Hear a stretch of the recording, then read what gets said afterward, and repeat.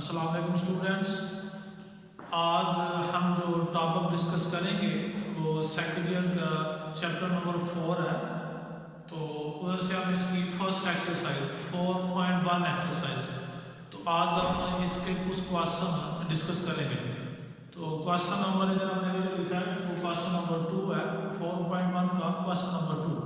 तो सबसे पहले हम क्वेश्चन की स्टेटमेंट देखते हैं कि क्वेश्चन में पूछा गया है। तो find the distance between the two given points, यानी दो पॉइंट गिवन है, हमने उनके दरमियान डिस्टेंस फाइंड करना है। पहला काम तो ये करना कि ये ए और बी दो पॉइंट गिवन है, हमने इनके दरमियान डिस्टेंस फाइंड करना है। What is the distance between A and B. और उससे नेक्स्ट जो दूसरा पॉइंट है mid point of the line segment joining the two points, यानी अगर दो पॉइंट ए और बी है, अगर इनको आपस में ज्वाइन करवा दें, इन्हें मिला दें, तो फिर एक लाइन बनेगी ए बी। तो what is the mid point of A B. तो हमने उस लाइन का मिड पॉइंट फाइंड करते हैं। तो सबसे पहले हम इसके फर्स्ट पार्ट की तरफ आते हैं कि find the distance between two points. हमने ए और बी के दरमियान डिस्टेंस फाइंड करना है। तो सबसे पहले इसे सॉल्व करते हैं। तो हमने डिस्टेंस फार्मूला पढ़ा हो, अगर हम इसका जनरल फार्मूला देखना चाहें तो अगर एक पॉइंट ए है और दूसरा बी है, अगर इसकी वैल्यू x1 और y1 है, इसकी वैल्यू x2 और y2 है, तो जो डिस्टेंस होगा ए बी के दरमियान, इसका फार्मूला होगा x2 - x1 इसका स्क्वायर और प्लस y2 - y1 का स्क्वायर और इसका होल स्क्वायर। इस फार्मूले की मदद से हम कोई भी दो पॉइंट ए बी और इनके दरमियान डिस्टेंस फाइंड कर सकते हैं। तो ये ए बी असल में इन दोनों के दरमियान डिस्टेंस होगा और ये इसका जनरल फार्मूला है, इसकी मदद से हम डिस्टेंस फाइंड कर सकते हैं। तो अभी हम जो इधर बात करने चलेंगे, दो पॉइंट है ए और बी, हमने इनके दरमियान डिस्टेंस फाइंड करना। तो ए B,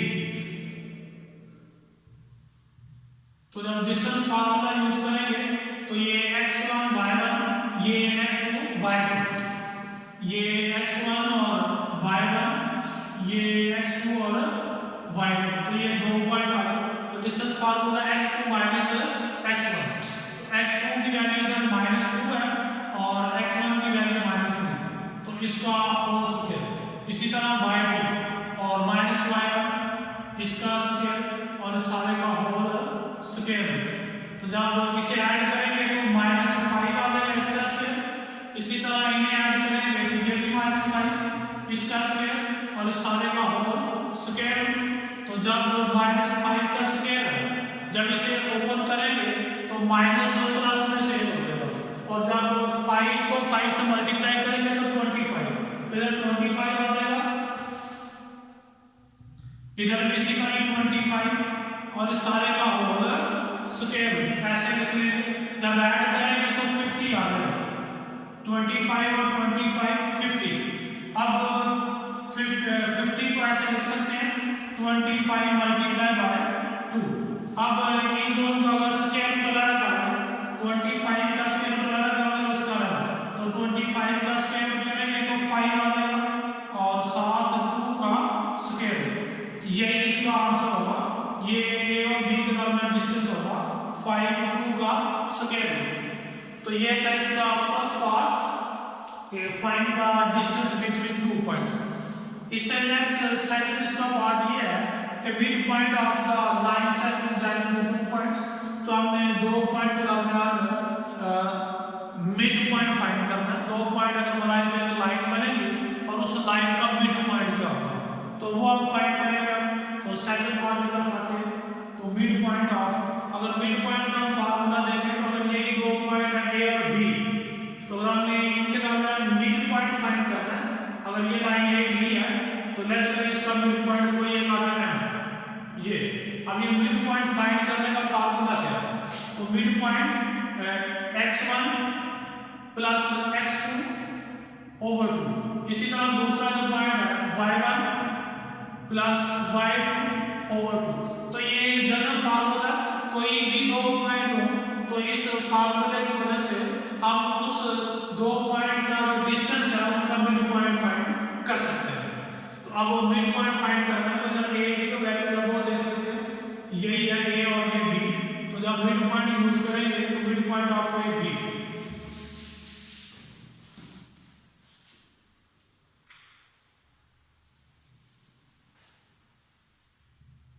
mid point of A B, तो इसे हम एम से भी नोट कर सकते हैं। तो x1 प्लस x2, x1 की वैल्यू 3 और x2 की वैल्यू -2 ओवर 2 से डिवाइड कर देंगे इसे। इसी तरह 1 -4 यानी y1 प्लस y2, 1 -4 ओवर 2, तो ऐसे कर देंगे। अब ये m आ गया, इसमें से 2 में से 3 में से 2 माइनस कर दो, 1 बच जाएगा, ये आ जाएगा 1 ओवर 2। इसी तरह इधर माइनस करेंगे तो -3 ओवर 2, तो ये मिड पॉइंट, तो mid point of A B is 1 over 2 और -3 ओवर 2, ये मिड पॉइंट को फाइंड करना था, ये इसका मिड पॉइंट है। तो ये था इसका फर्स्ट क्वेश्चन। अब सेकंड क्वेश्चन में पाते हैं, तो क्वेश्चन नंबर 4 है एक्सरसाइज 4.1 का, show that A, B and C are the vertices of a right triangle, कि ये एक राइट ट्रायंगल के 3 वर्सेस हैं।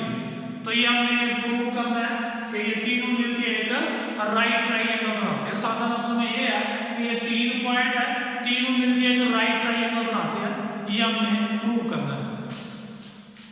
तो राइट ट्रायंगल के लिए हम इस ट्रायंगल की 3 साइडें हैं, तीनों फाइंड करते हैं। तो सबसे पहले इसकी ये साइड फाइंड करें ए बी, तो अगर ए बी फाइंड करना है तो इस पर हम डिस्टेंस फार्मूला यूज करेंगे। ए बी अगर हम फाइंड करना चाहें तो x2 माइनस x1 प्लस, ये x1 और y1 होगा, ये नंबर x1 और y1, ये x2 और y2। तो डिस्टेंस फाइंड फार्मूला यूज करने के लिए x2 माइनस x1, तो 3 का स्क्वायर रूट माइनस 0, 3 का स्क्वायर रूट माइनस 0, इसका स्क्वायर फिर आगे प्लस y2 माइनस y1 -1 और -2, -1 और -2, इसका स्क्वायर और इस सारे का होल स्क्वायर रूट।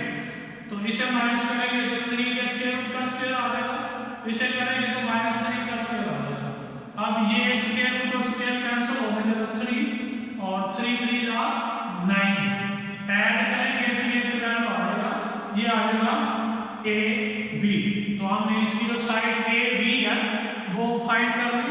इसी तरह अगर हम बी सी फाइंड करें, अगर इसकी साइड बी सी फाइंड करते हैं तो बी सी हम यूज करेंगे, तो इसके लिए हमारा रिजल्ट होगा, इसे हम x1 और y1 क्या लेंगे, इसे x2 और y2, तो वही formula distance x2 minus x1, तो 0 -3 का स्क्वायर रूट, इसका स्क्वायर, इसके बाद y2 माइनस y1 -2 और -1 प्लस 1 हो जाएगा इसका स्क्वायर, और इस सारे का होल स्क्वायर रूट। तो जब इसे माइनस करेंगे तो ये आ जाएगा -3 का स्क्वायर रूट, इसका स्क्वायर, और ये आ जाएगा -1 इसका स्क्वायर। जब इसे ऊपर करेंगे तो ऊपर स्क्वायर है, माइनस और माइनस प्लस में चेंज हो जाएगा, और 3 का स्क्वायर ऊपर स्क्वायर कैंसिल हो जाएगा तो 3 आ जाएगा। फिर 1 को ऊपर करेंगे तो -1 प्लस 1 में चेंज हो जाएगा, और सारे का स्क्वायर रूट, तो ये आ जाएगा 4 का स्क्वायर रूट। तो ये वैल्यू आ गई बी सी की। अब इसकी थर्ड साइड है ए सी, तो आप इसकी वैल्यू फाइंड करते हैं ए सी में c माइनस a। अब इसका रिजल्ट चेंज होगा, तो इसे हम ऐड कर लेते हैं, ये x1 और y1 है, ये x2 और y2 है। तो AC के लिए x2 minus x1, 0 minus 0, 0 minus 0 इसका स्क्वायर आ जाएगा, फिर आगे प्लस y2 माइनस y1 -2 और -2 ऐसे आ जाएगा, -2 और -2 इसका स्क्वायर, और इस सारे का होल स्क्वायर, ये 0 आ गया, ये माइनस ऐड करेंगे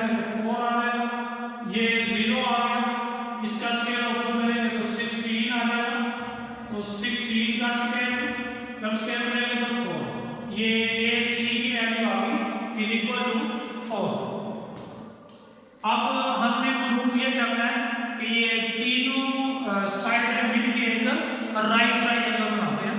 तो हमने राइट ट्राइंगल में पाइथागोरस थ्योरम यूज करते हैं। तो अगर तो इस ट्राइंगल पर पाइथागोरस थ्योरम होल्ड कर गया तो फिर ये राइट ट्राइंगल होगा।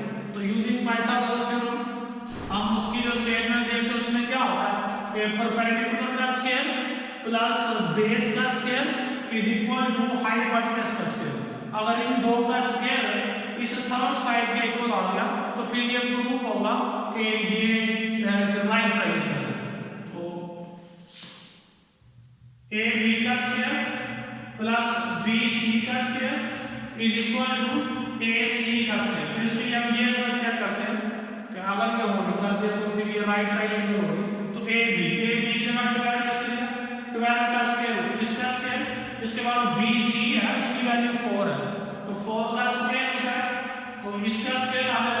इसके बाद ए सी है, ए सी की वैल्यू 4 है तो इसका स्क्वायर। अब ये कैंसिल होगा तो 12 आ गया, ये कैंसिल होगा तो 4 आ गया। इसे ओपन करेंगे तो 4 को 4 से मल्टीप्लाई करेंगे तो 60, लेफ्ट साइड पे ऐड करेंगे 12 और 4 ये भी 60, राइट साइड पे भी 60। तो लेफ्ट हैंड साइड का आंसर राइट के इक्वल है। तो इसमें पाइथागोरस थ्योरम होल्ड कर गया। इसका मतलब है कि ये क्या दिखेगा राइट ट्राइंगल है।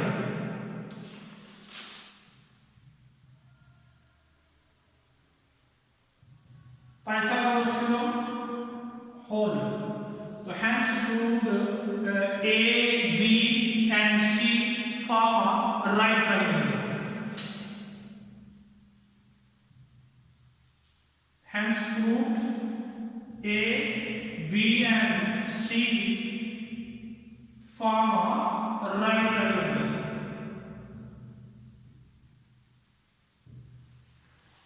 तो आज के लेक्चर में हमने यही दो क्वेश्चन डिस्कस करने थे। इस नेक्स्ट लेक्चर में इंशाल्लाह इस एक्सरसाइज के कुछ और भी क्वेश्चन डिस्कस करेंगे। तो ठीक है स्टूडेंट, अल्लाह हाफ़िज़।